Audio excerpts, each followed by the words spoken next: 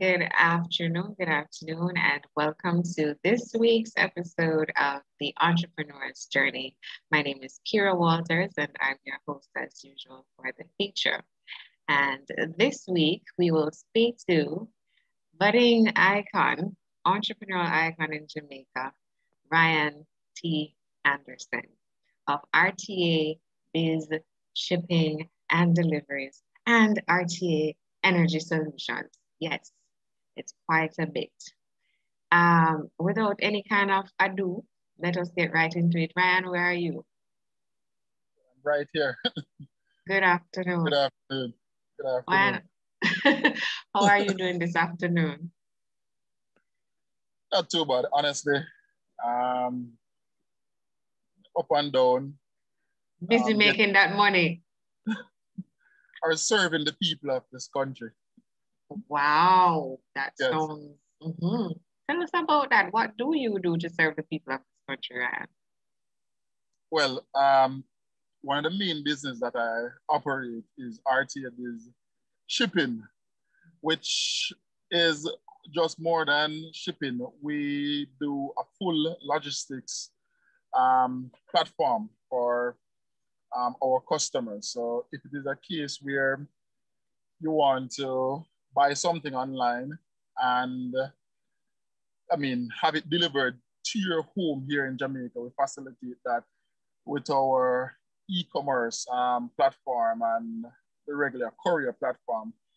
If it is that you're in Canada, so Toronto area, New York, New Jersey, or in Miami side, and you want to send a barrel, a box, or whatever it is to your family here in Jamaica, we facilitate that, a door-to-door setting for that as well.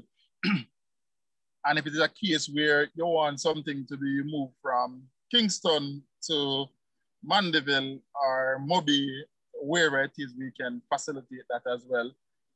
And we do a whole lot of bunch of little stuff in it. Say you don't have a credit card, we'll facilitate the purchase for you as well and deliver it to whosoever it is you want to get it here or to yourself. And the list goes on. Anything in logistics, we'll handle it for you. Whether it is trucking, anything, we have that ready for you. Okay, so you have an e-commerce, you're providing logistics services, but you've incorporated technology into this. Most definitely, which I love. Okay, so the technology part I'm hearing with the e-commerce. Tell us a little bit more about how that part, the component works. That you mentioned that people can do shopping, online shopping with you, with or without a credit card. Yeah, so if you don't have a credit card, what you'll do is send a link to us and of the item that you actually want to purchase, and we will purchase that for you and give you an update as to when it is ready for pickup, or we can send you the tracking number for that item so you can actually track it yourself, or when it is ready, we'll call you and say, hey, your package is ready at whichever location it is that you went to or you want that particular item to go, because we have basically 3 full locations here in Jamaica: Kingston, Olope Road, and Mandeville. Well, we have a partnership in Santa Cruz currently.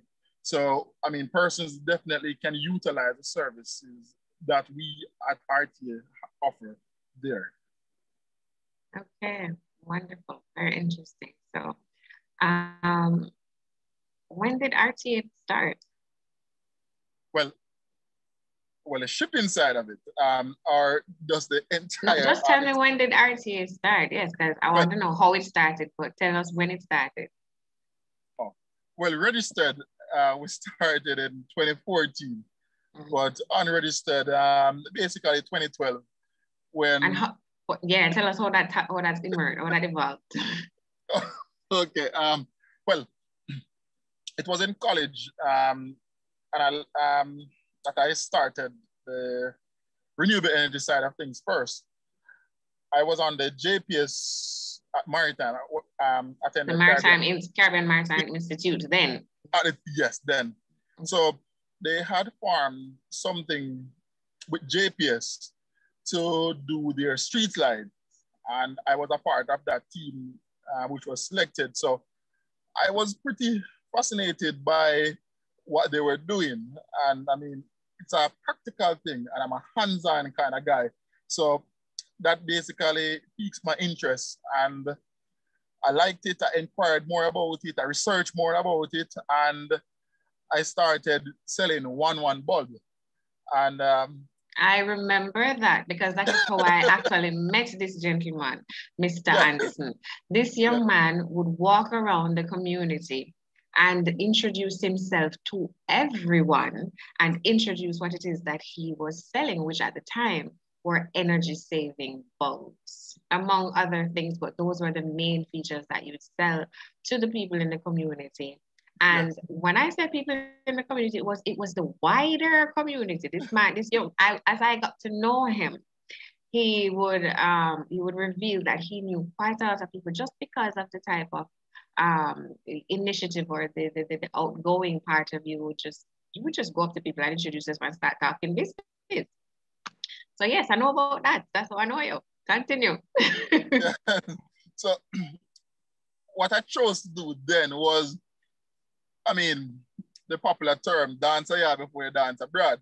So, so basically, in my small community then, I then try to sell the items to my neighbors, which then I know if I can sell my neighbors, which is a mixed class of people, and if I can basically develop my sales pitch and it works, then I'm pretty sure I'm confident enough to go there to the wider world. Then it worked, of course, and I got a lot of encouragement, enough support from the neighbors, especially Miss Walters.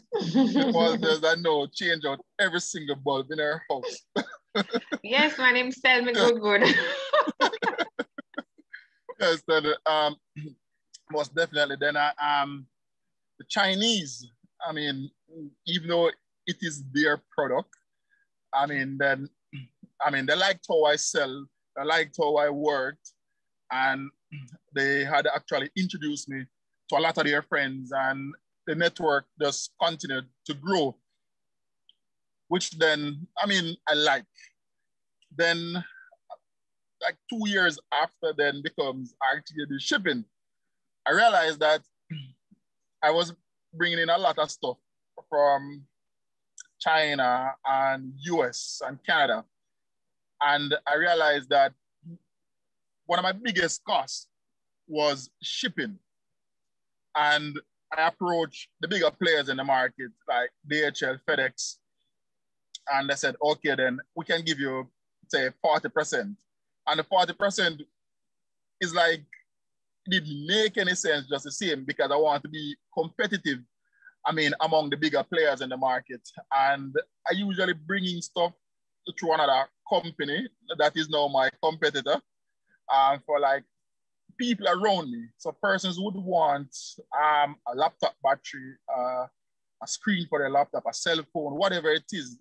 Because I was in my circle, I was one of the first person to basically explore the online shopping side of things. And persons find it pretty fascinating, how you could just buy something off the internet. Back then, before the shipping really started, then I realized that, this is a nice market. No headache, people just buy what they want and ship it and you collect. And I believe that I could have actually made a little, more money. So I said, I need to get this thing structured. And of course, my good neighbors, they have guided me, throughout. And here we are. A few years later, RTAB Shipping, now RTAB's Investment Group, which houses several different companies under it. So tell us about that, because I am so I'm so not just proud of the growth that you've obviously um, made and achieved over the last few years. But it's also important since we're on the entrepreneur's journey and one of our aims here is to help to highlight for persons what the path is like from start to whatever looks like success to the public. I want for you to like I want us to just take a moment first to um, highlight what you've said so far in that you actually started in the way that we encourage most persons to do, which is to start lean. As in, you tested the market. You know, how you put it, you said dance a yard before you dance abroad. You try to figure it out and test it out. And we also talk about how how important it is in terms of building network. You know, you were also part of our accelerator, the first group of accelerator cohort that we had. And one of the things that we got out of that was what your net worth is equal to the size and value of your network. So networking also is very important, which you have started to bring out as well. I also want persons to pay attention to when you said that you had neighbors, including myself, because I was your neighbor. He no longer lives in that community. He's moved on up. But you use the networks to leverage the strengths that come or the different opportunities that came with the persons in your network.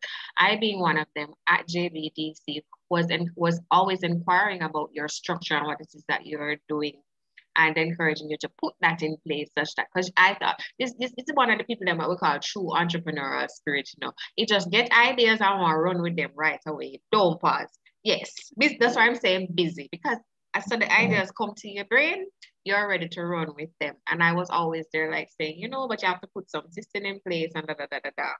And so now you are here. Tell us what are the additions, because you started off with the energy bulbs, and now you're telling me that you have basically an incorporation where you're having different sub businesses under RTA. Tell us about what are those kind of businesses that are in the group.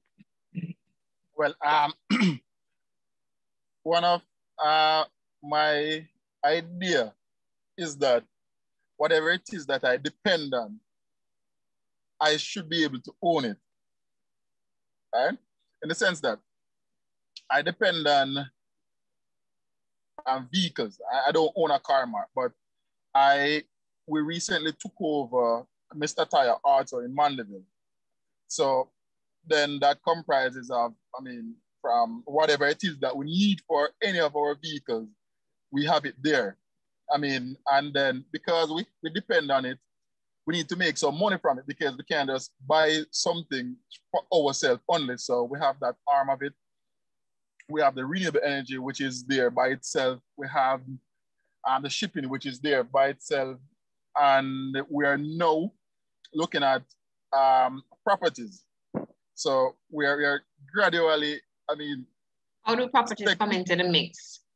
Because you say what you depend on. I'm trying to figure out how did that come into the mix. So really, I like real estate. So we kind of, say, okay, then if I'm in Mandeville and I need somewhere to stay, instead of staying at a hotel, why don't I just build an apartment and then rent out most of it, because I'm not there every day, and just keep a section for myself. So yeah, that's logical, why not? So, look at the cost. If every time you're going to be there and you're going to spend, say, between an average $10,000 for a night, why not look at it and you're there like probably twice per month or whatever it is maybe. That is $20,000 for the month, $50,000, whichever it is. And if you can take a mortgage and purchase a house, turn it into an apartment, like gradually doing whatever it is you want to do. And the other tenants pay for that mortgage and you still have your space there. I mean, that's a plus. And that is a model that we are basically trying to, I mean, we have a lot more, I mean, there, but. Can I ask you, Ryan, because you're getting me very curious now. What is the basis? What is the premise for this philosophy? Because it's an investment type philosophy. Where does it come from? Well, as in, is it a mentor? Is it something that you read? Where did you get this from? Or it just comes out of your head and you're like, this makes sense. Just comes out of my head and it makes sense. Okay. It makes sense. Well, it makes sense. Okay. All right. So you talk about getting there, and also let's just go back to the networking question area. What is your team? How have you been able to do this? Because I know you're not able to do it on your own. What is your team like, and how did you pull that team together? Well, when I started, it was just me alone, and then I had some people, I mean, who chip in. They play vital roles then, and they have moved on to other things. Then I brought in my sister, who, yes, I mean, knows accounts, and Tashana, who is now a director of RTFB's investment group. So it's like I am the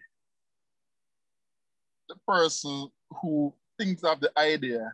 And I mean, okay, I said, this is how I like it to go. What are your inputs? And she would share her input and say, okay, then. I mean, pretty much there's basically no idea that I've actually, I mean, brought to the table that she hasn't supported me. And I have good friends who, I mean, I listen to and I talk to.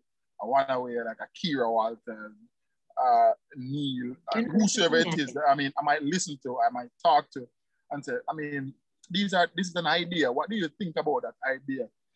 And then I pen it out. And I said, okay, these are things that we might be able to do. Then from Tasha, then to our different managers in our group, we basically pipeline everything to them and say, okay, these are what you need to do. And we need to get to this place by X point in time. And it works. It's a wonderful team that we small, powerful. What's the size of your team? What's the size of your management team? So is it just you? It's you and Tashana as at the executive level? Yes. And then managers have 3 other managers. You have 3 other managers.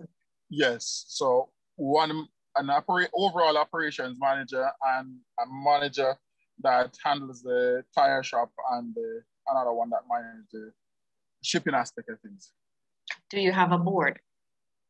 Well, not yet. I mean, we are looking to get there soon. Okay. All right. Yeah. So in essence, what you do is basically leverage your network to get advice in that suffices for the board. What you're going to need to get that board eventually based on the rate that you are growing. But you have been using that model, right? Yes. Okay, wonderful. I saw somebody make a comment in the Zoom chat that says it makes dollars and cents too, as in when we were talking about using whatever it needs you identify as you go about doing business, you try to find a way to leverage and own it such that it becomes an investment or an asset and not just a liability or an expense.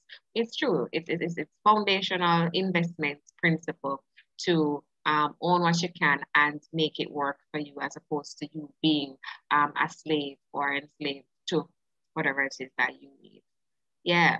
So tell us a little bit more now about where you get this from, Ryan? Because I've met your sister, and your sister was the main one because this young man could not sit himself down into the accelerator program for that period.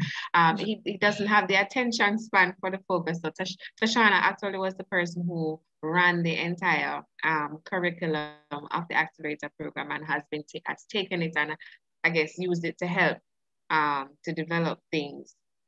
But tell me, how is it that you have this entrepreneurial mindset? You born with it? It come natural from you a little bit. You didn't know, so you want to be a businessman. Where it come from? Well, in high school, I said to myself that I wanted to own apartment complex and plazas and another business that, I mean, generate enough income so I can live by a particular time. They can retire.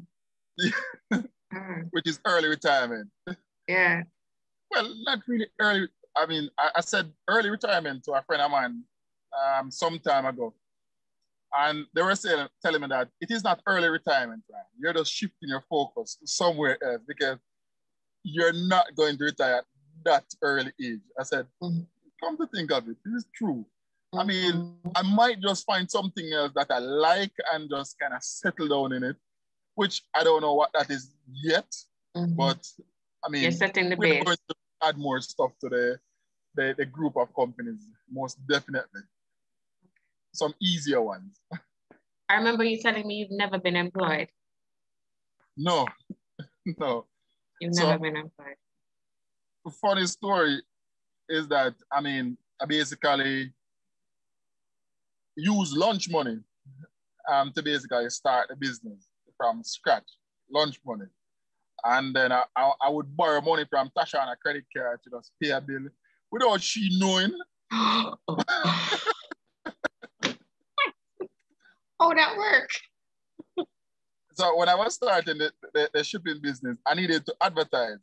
And I wanted stuff to buy online. And Tasha would actually give me her credit card and say, okay then, how much money you want to use? I might say $20,000. But really and truly, when we look on it, I might want more. So I don't tell her about the other money that I want to borrow. Oh my goodness. We're not recommending this, people. In other areas, this can be, you can go to prison. No. She gave me consent. Right. So that sounds very tricky in a court of law. There's an argument to be made there. She said, yes, you can go ahead and use it. She didn't say I should stop at X amount. Exactly. Oh, okay. All right. Okay. There's room. Okay, go on with the story. That's how you started. Yeah, man. So I wanted to advertise and support. So I use it. I remember she went to use it one time. I remember. And it declined. And she said, no, it's impossible because I just paid the bill. And she said, no, it declined. Then she called me and said, Ryan, did you use my credit card? I'm like, when? She said, but just go to the supermarket. I said, oh, yeah, I need to tell you about that, but I never remember it. I mean, she didn't really get upset on it because she knew she wouldn't get it back. What a lovely sister you have. She see the vision and she knows that when I say, I saw it all go, and you're going to make a whole heap of money. You're going to make a whole heap of money. And you've come through on that promise for her, yes? Well, still trying to do more. Yes. You can't say yes, Ryan. You can't say yes. Yeah. Still trying to do more. Very good. You know what? That's so important, though. I mean, I've heard entrepreneurs come on the program and talk about the support that they get from whether it be a spouse or other family. Usually it's a spouse still because you know how family people kind of want to lend people money still, or give people money when it comes out to business, because not everybody is able to see the vision, as you're saying, especially when it is at its seed stage. And that is when it is so important. But so you have a bootstrap. I like the fact that you have said, listen, I start this thing from out of my lunch money, as in you put together, you start where you're at and you grow from there. Yes. It's absolutely important because too often people come with the expectation that they'll be able to borrow and use other people's money, meaning bank money or whatever money to start a business. And it's not the easiest thing to do. So you have to have some kind of creative means not suggesting Ryan's creative themes, but some, if you know, whatever works for you. They do said it is what this three F's. You have friends, family, and fools. I will say that Tashana was a friend, not on the food side, because you fool her up with not telling her about the building where you paid with her credit card. But that is how it works, people. That's what we call bootstrapping the business. Yeah. All right. So Ryan, where do you see RTA going? I saw recently some ads going out that you're looking to expand beyond Jamaica into the Caribbean now, taking the business into is what Bahamas and the Cayman or somewhere like that. Yeah, that's what our aim is currently, and we hope to get that off the ground by late this year to early next year. I mean, that's where our focus is currently, and I realize I can do great things over there. I mean, I've been there and I've done my market research there at different islands, and I realized, and I've talked to a lot of persons there. I've showed them what I had then, and it was pretty fascinating to them then.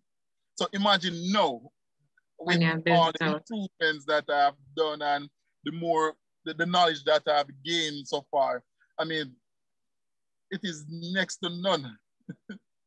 What do you think? Go ahead. Yeah, man, that's it. Okay, I was gonna ask you, what do you think it is that is the strength of your business model, or what is it the strength of your offer? Because it's not like you're in a space that is competitor free. It's actually quite competitive. What do you think is giving you the drive, or giving the business the drive that has it growing the way it has? Well, actually, it is a love for the business. It is a that Max sold. All right. While I mean, other persons at my level would be, if they were in my position, they would believe that, okay, I am at this level.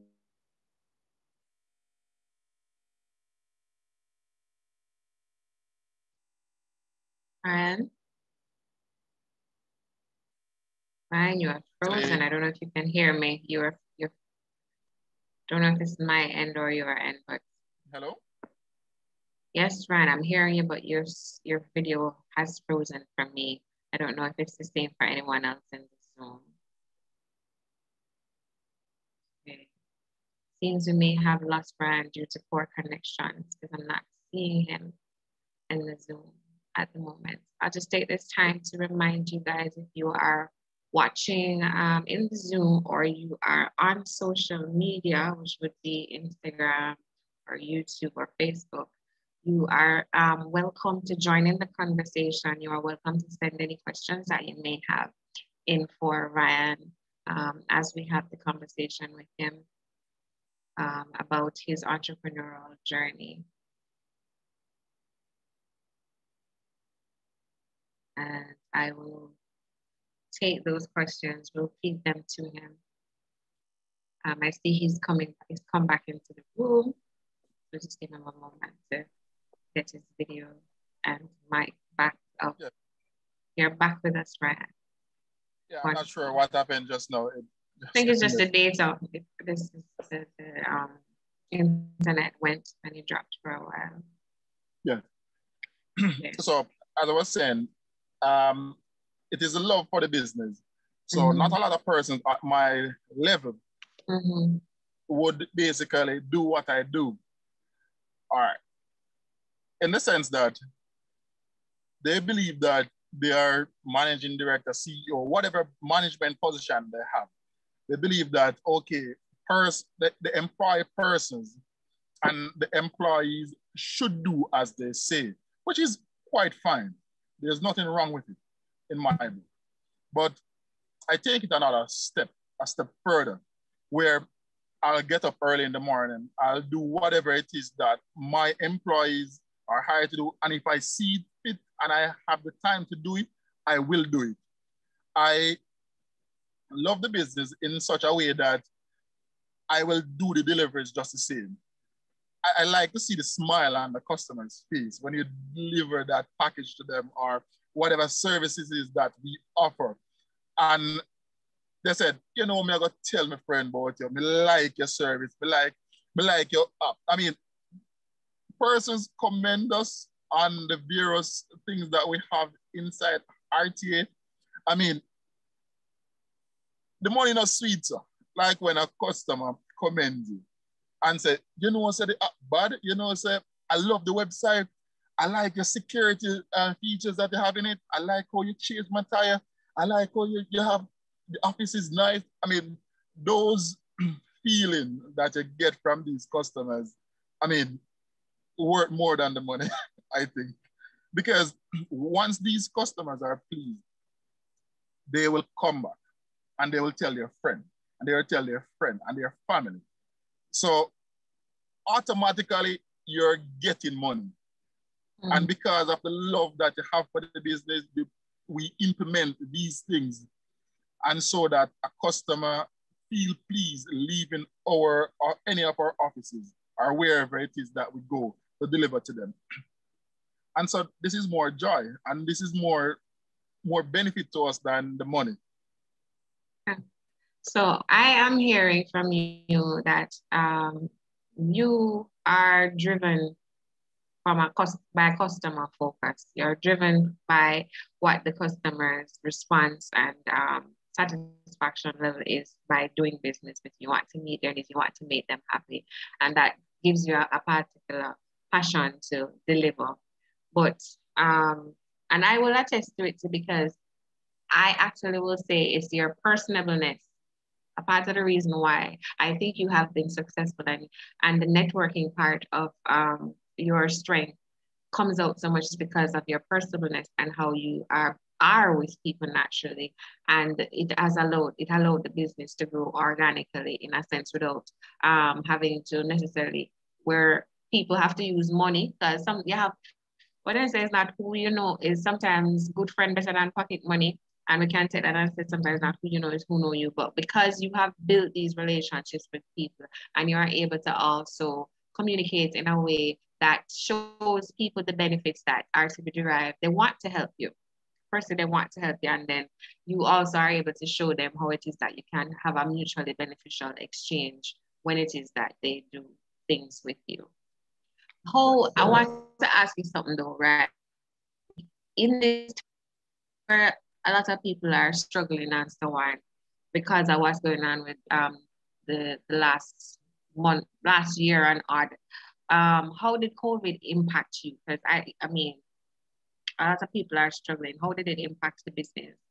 Well, honestly, in the first part, I mean, this is something new to the entire world. So we were pretty shocked. I mean, our sales dipped significantly in the first part of it. Mm-hmm. Then we found ways to basically bring the revenue back up and surpass what it was, I mean, that we used to do. So we find ideas and find ways of encouraging the persons and doing different things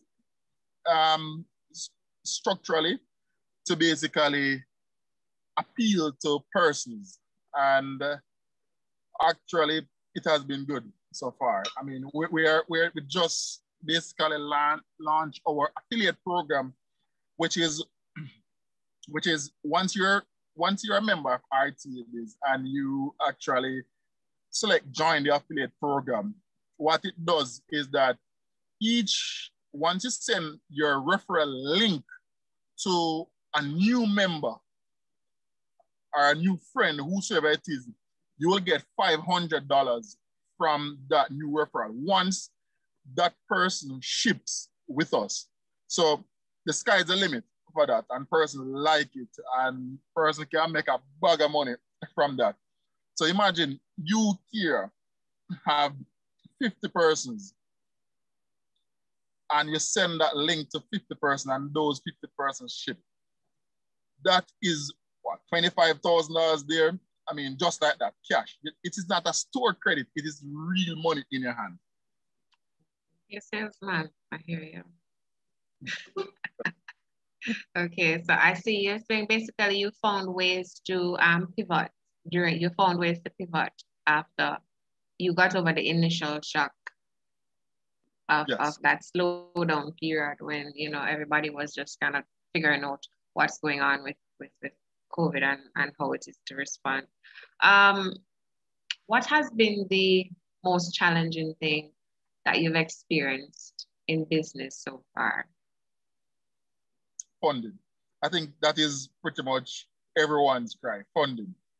Yeah. And as I was discussing with a friend of mine earlier this week about, because he asked me the same question now, and I said funding. And while I explained to him, and I said I understand the bank's perspective as it relates to not wanting to lend money to startup companies, I mean, right away without any proper foundation or structure, in a simpler term, is that gone are the days I believe that they used to lend money to every and anybody. And this is one of the reasons why they are in the position that they are in now, because these persons didn't actually go back to repay and they found excuses. While like genuine people like myself would need funding, and I know exactly where I want to go and how I can, with the funding, impact. And I could say that they are part of my development as well. But as I said, I understand, and funding is one of our major problems. And without, when I started, I didn't have a business plan. I don't have a business plan. I think about it, I like the idea, I throw myself behind the idea. So one of the things that we are looking for again is a proper business plan, which JBDC also, I mean, basically coach persons how to structure themselves and write a business plan. And this is one of their main things. But funding is one of the greatest setbacks, I would say, which doesn't allow us to be, I mean, a bit further right now. So you're saying that you're still experiencing that as an issue, not just at startup, but now you're still having an issue getting funding from your bank? Well, it's not so much of an issue, really. Honestly, I wouldn't say that. I would be lying if I actually said that. But make the distinction for me. Yeah, make it clear for us, because I want to know, because remember I said initially, like at the startup, it's usually the hardest part to get funding. So are you referring to the first part of the business, the first stage of the business? The first stage of the business, yes. Okay. And what now, and you say that's changed. So what do you accredit change to? Well, they lend us within our capacity, in a better way to put it. And that's because you've developed a relationship with them now. They can see your history, they can see the money coming in, they can look at your records and stuff. So you have developed a track record, a history to show. Yeah. Okay. So that's it. But I mean, I know with more funding, I can do more. And I'm sure you will be able to convince them to give it to you if that's the way, that is the most appropriate way, because there's always equity funding that you could build up to what minute, or if you want to go there, if you want to keep it a family business. Have you had a big failure yet, Fran? Has there been a big failure that you've experienced yet? No, honestly, no. Thank God, no. Small, any medium to small one? Something that has kind of jolted things? Well, we have a setbacks in terms of stolen, in the earlier stage, stolen vehicles, breaking.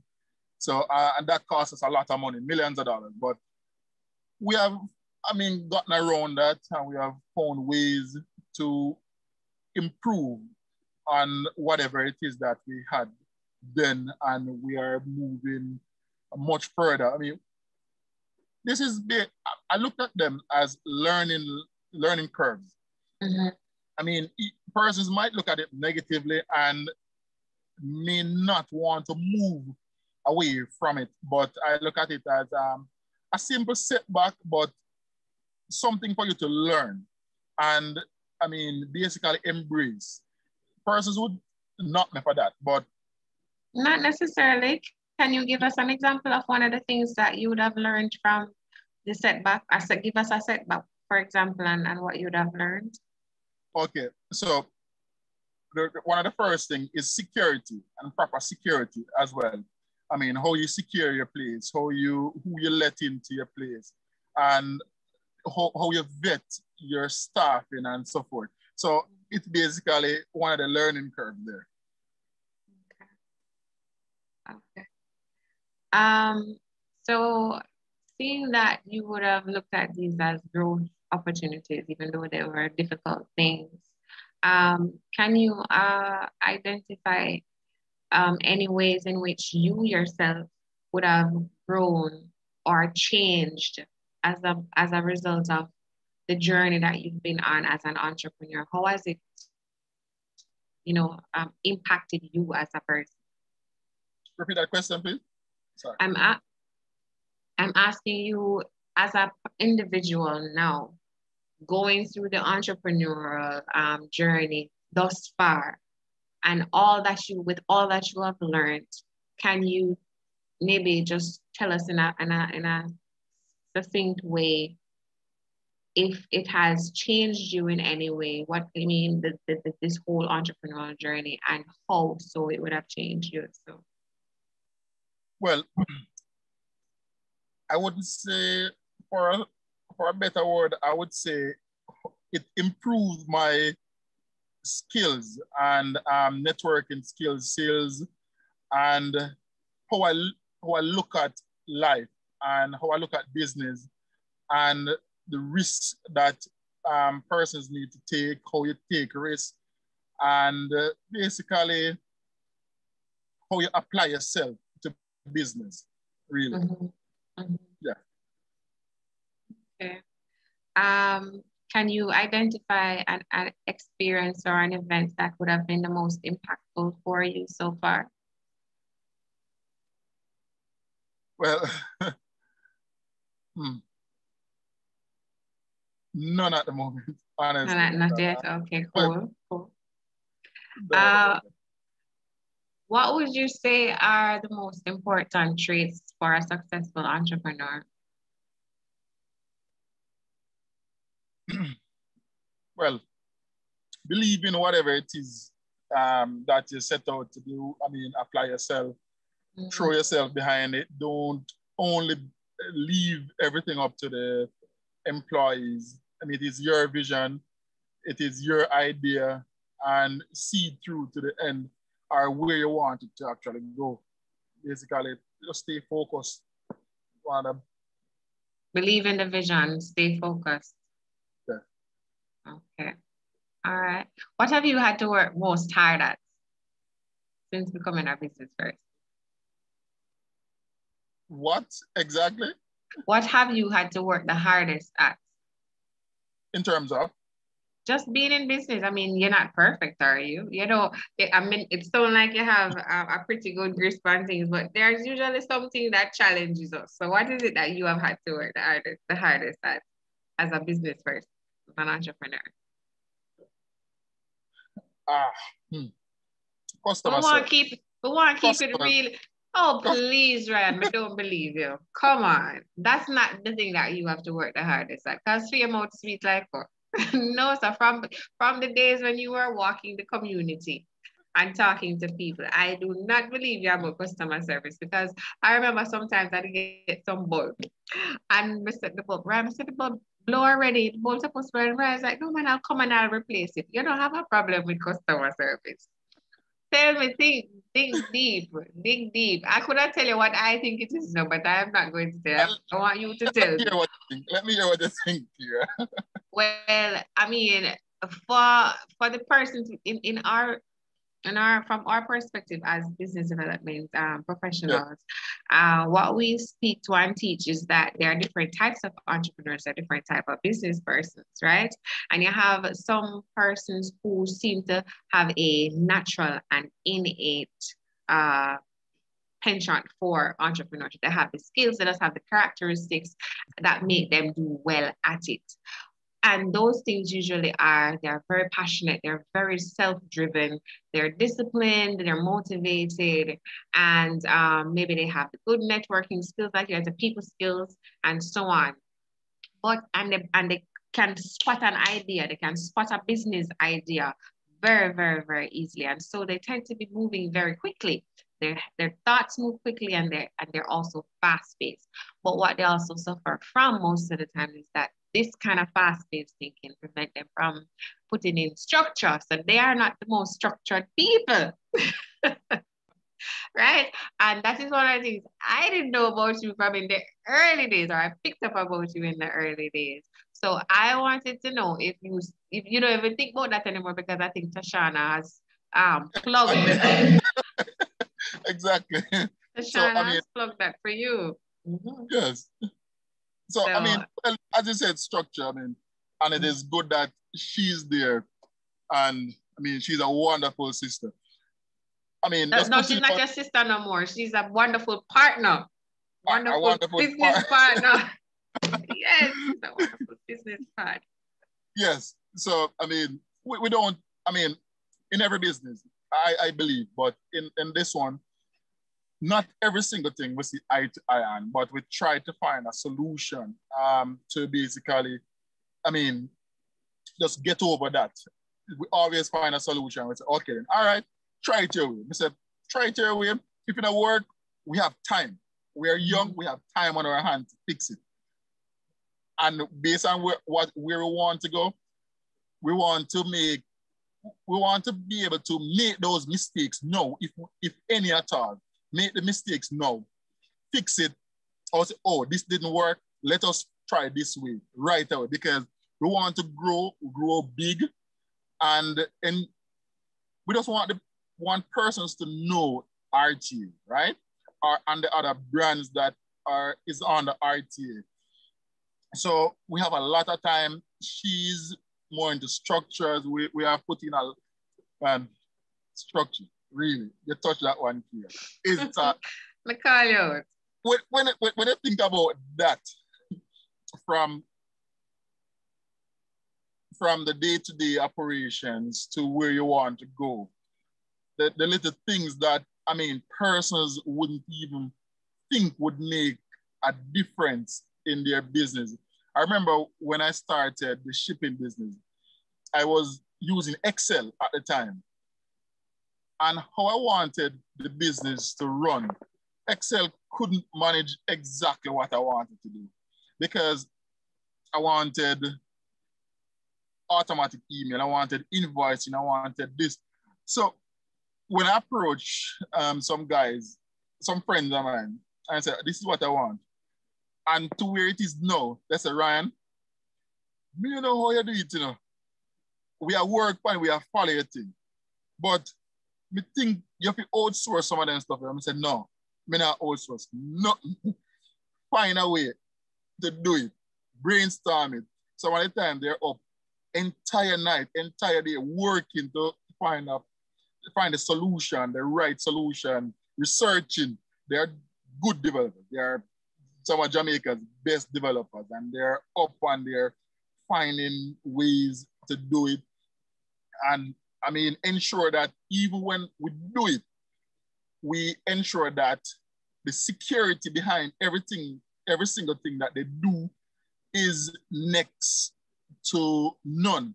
And it's a good thing that one of the first developer on the RTA platform was a blockchain developer, which is a total different security business in terms of software. So he put in all the different steps and securities that we needed inside of it to be passed.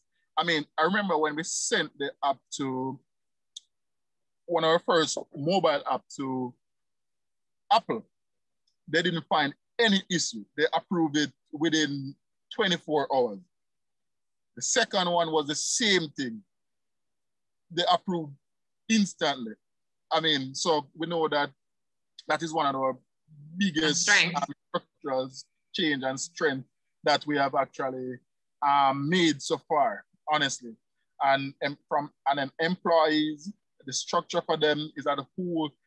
I believe that back then it just employs somebody and then just work and get paid. They do it, them do what you want them to do, and that's it. But there's a lot more to it, and legal to it, and a whole bunch of stuff. Honestly, I mean, it's amazing. Right. I So didn't believe I would be here. we really have to give credence and credit to your partner, your business partner, your sister for helping to put that in place, because you know you can't you can't grow up without a solid foundation. And that's what the infrastructure has done for you. Yes. I'm calling out again to persons out there if you have any questions or so, because we're wrapping up shortly. Oh, there's one. You said you often bring ideas to the table and none has been turned down. How do you curtail or handle this growth and diversification as to not allow the other parts of the business to suffer? Okay, good question. Someone is asking you if you're coming up with business ideas all the time and you're tackling or you're taking on most of them, how do you manage the execution of it without affecting the other business that activities that you are going on, without having them suffer? Well, I believe in my team and the persons that we put to manage those that we basically start. I spend a lot of time thinking and coming up with ways how I can make it simple and researching. So I don't, just jump on head into any of the businesses that we basically start. We look at the feasibility of it first. Persons would say, not every idea is a good idea, but once I set my mind to it and I believe in that idea, then most definitely I will. And as I go along, I find ways and people to basically, manage these things. So it doesn't affect the primary business structure any at all. I think of different ideas, how I can actually complement them as well. So they have to basically mesh, as I would say, mesh. So if they don't mesh, it can't work.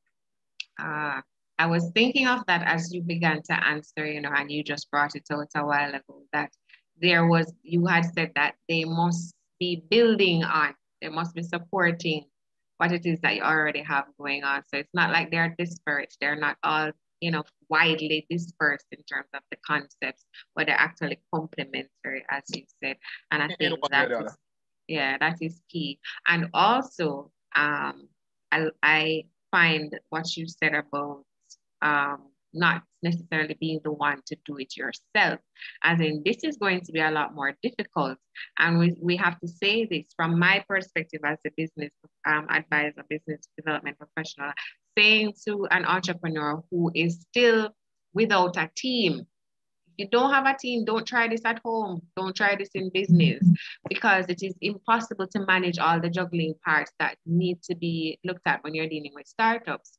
And so I like that you say you have a team that you throw these ideas out to. So it's not you that are head cooking and bottle washing and trying to manage one and then start another one type of thing, because that is a recipe for disaster, because then you can't focus, like you said before. Yes. Very critical. Very good question. I don't know who threw that out, but thank you for that. It's a good one. If you have any more, I don't think we have a lot of time left. And in the absence of a question coming in from the audience, I'm going to ask you, Ryan, to just give a final kind of nugget or word of advice to whether new young entrepreneurs, because you're still a young man, right? I don't know if Ryan reached 30 or little over 30. but he's still a young man and he's done quite a lot. So if you want to speak to other young people who may be thinking about getting into this or who are actually trying and struggling or whatever, what words of advice would you give to them? Well, ask for advice. I mean, there's always somebody out there who will actually give you something positive. As a friend of mine said to me that, Ryan, if somebody asks you to do something, say somebody asks me to build a spaceship, say, yes, you can do it. His thing is that there is always somebody out there who knows how to, who is the expert at it. And always remember, trust God first. Put God first. Once you put God first and believe in yourself, there's always somebody that you can depend on. In the sense that you say, for example, Miss Walters, you're good at building that, right? I accept the contract. I basically gives you the contract to do it. It is still a part of my team. And I'll ask for advice from whosoever it is in the field and who has gone through the ropes before and the ways of doing it. Hope you don't overspend. This is your budget for this. And always budget for, I mean, whatever it is that you're going to do, plan it properly. Because without a proper plan and budgeting, you will fail. Honestly, you will. Always have a proper team in place. Without the team, honestly, without the team, you will fail. Because I realized, I mean, from earlier that I thought I could have managed by myself. And then the business started growing and I realized I needed to be here, I needed to do this. And then because of the different places I wanted to go and the things that I needed to do, I couldn't do it then. And I realized, I mean, I might have, lose out on a lot of contracts then and so forth. So once I put the team in place that can manage whatever it is that I want to do, then it is a smooth road thereon. Always ask for advice. Okay. All right, so that was quite a bit of advice from you, Ryan. Ask for advice. You can't do it alone because you can't do it alone. And team, as you've described it, doesn't necessarily mean that you have to hire the people and put them on payroll, but have people who you can speak to people who are knowledgeable and expert in what it is that they're doing so that they can give you good contextual advice. And I'm just kind of meeting up some of what you said just for summation. And you said confidence in self and also having trust in something bigger than yourself, which is used for you, it's God. So faith plays a big role in it. And I guess if you're gonna play risky and play big and shoot aim big as you have, your confidence really has to be big. And I guess also for the fear not to take over, you also have to have something that says there's something bigger than me in my corner that is going to make it okay one way or the other. Very good, very sound words of advice. Really appreciate your sharing with us this afternoon, Ryan. I found it educational and I found it inspiring and motivating that a young man like yourself can start off from walking around in the community, from a project in school to testing out whether or not your business idea could work by just selling one items in your community and building from there to where you now have a investment group of companies that is still growing and looking to do and make significant changes and shapes in the future, not just for Jamaica, serving Jamaicans, as you say, but also in the region. Very good work. Want to also encourage you and wish you all the best for your future endeavors. And I expect to have another conversation with you at some point in the future when you are at another level in your entrepreneurial journey to just check in and see how things are going when they get even more bigger and expanded. No problem. Yes, yes. So to everyone here with us this afternoon, I want to thank you again for your presence, for spending your lunchtime all with us on the entrepreneur's journey on this Friday afternoon. And look forward to having you again. Tell a friend, tell a business partner, tell somebody who's in school, if they're studying entrepreneurship, studying business, whatever, just share the word about the entrepreneur's journey and also JBDC's other virtual sessions that are online weekly. You can also visit them on YouTube as they're archived there under the JBDC's YouTube channel for a lot more information, a lot more motivation, a lot more inspiration. And of course, you can always get in touch with us for assistance if it is that you are, wherever you are in your entrepreneurial journey. We're here to support you in that. So thank you again, Ryan, and to all of you, have a wonderful rest of the day and an excellent weekend. See you next week, same place, same time. All right. You can go back and make some more money now, Ryan.